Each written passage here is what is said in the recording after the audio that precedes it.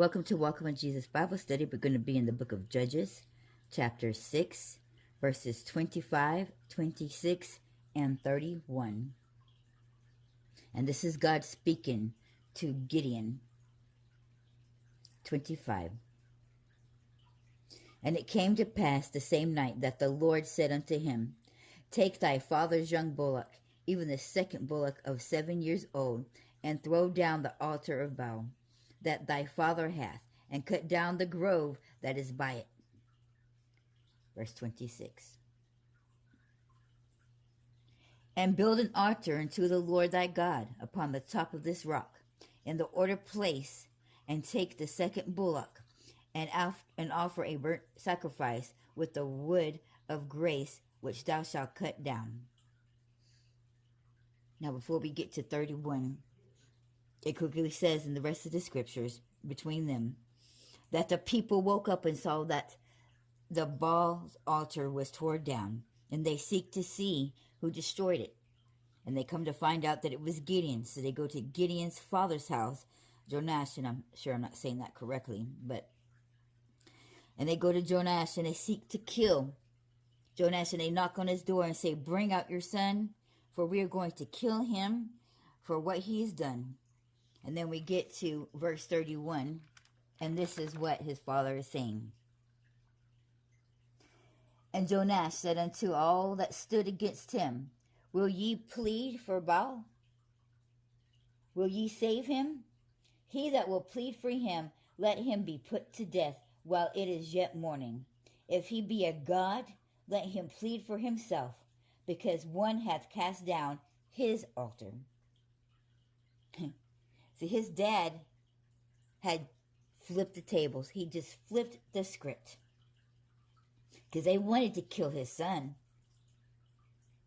for tearing down the altar. But now his father is saying, let the person who is pleading for this tore down altar be killed. Let him be put to death. Because if it was a God's altar, then let the God come down and defend his own altar. Why should you defend him if he's such a mighty God? And he didn't want his altar to be torn down. Let the God come down himself and defend himself and defend his altar. So the people who's defending this God needs to be put to death. Because shouldn't a God defend himself? And that is what his father is saying to the people. And how silly they must have looked standing there being told this.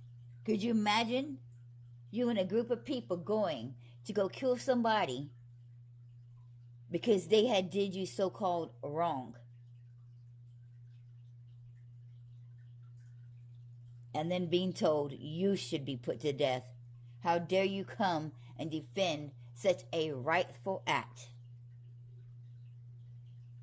And why was it such just a rightful act? See, most people would have seen this an act of violence, an act against the law.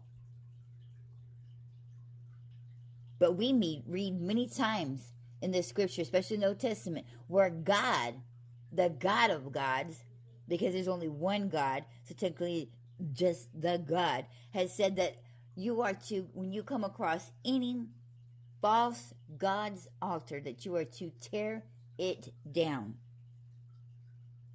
So in him, by saying this to the people,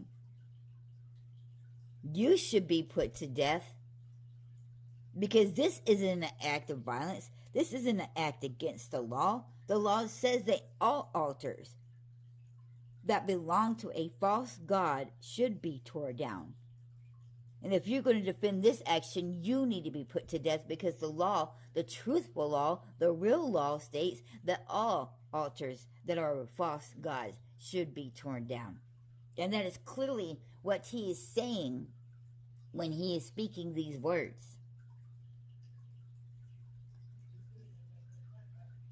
Now let us go to the man who went and beheaded this statue, this altar of a false god in a government building, and was arrested. How many people came across that and did nothing? But this one man said, this is not right. This needs to be torn down. And it's in such a public government building. What's that speaking for our government? What is that saying? See, it's not just a statue that was just in a particular building. This is a false god statue in a government building that speaks for all of the people of America. That's why it was more important. This wasn't just somebody's building. This was a building that was speaking for all of the people.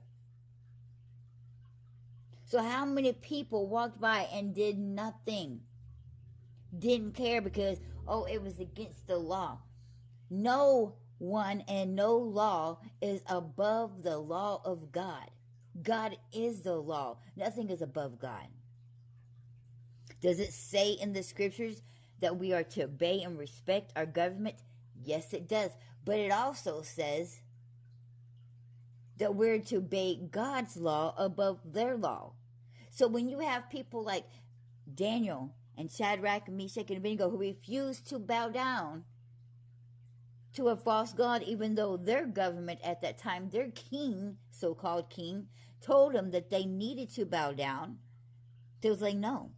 For it is better to obey my God than it is to obey you. How many times did we read that in the scripture? Several times. See, we've got this whole thing with a lot of churches and Christian religions that think that if anybody gets arrested, they are a criminal, and to be a criminal is a sin and against God. Man, have they not read the book of all? Because the book clearly states how many times his people got arrested. And they wasn't criminals. They was obeying God's law. So it is not a sin to be a so-called criminal. It is not a sin to get arrested. But yet so many churches and so many people look down upon people because they have been arrested. Jesus was arrested. Hello? How many times was Peter arrested? How many times was Paul arrested? And people just love Paul. Do they forget how many times that he was arrested? They love Peter. They built a whole church on Peter. Peter was the so-called first pope. But see, they took that and twisted it. But yet when you come into their house, oh, he's been arrested. He's a criminal. He's just, and they do that. Man. That is just people being judgmental, caught up in their own emotions and their own self-righteousness and judgment. Nobody is to judge. There's only one judge, and there's only one judgment day, and that's the day when God judges us all. Until then, we are to love and to accept people and their faults and their mistakes. Because if we can't accept them, how can we expect God to forgive us of our faults and of our mistakes? Now, going back to the altars, we may not can destroy every single one of them and knock them down because, we will be causing esteem. But a lot of things you can do is don't go to these places. Now, a lot of you don't realize, ladies, when you go get your nails done, they have those little bitty cats, those cute little Oriental cats that's waving the hand. Those are altars to a false god. But yet you're going to those nail salons and getting your nails done, and they have those cats.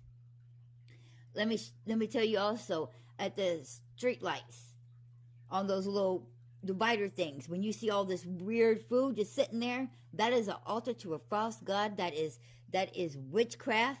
Y'all need to kick that down. That's not destroying anybody's government things. Y'all need to, if y'all see it, y'all need to kick them off, because that's witchcraft putting spells upon people and everybody at those stoplights.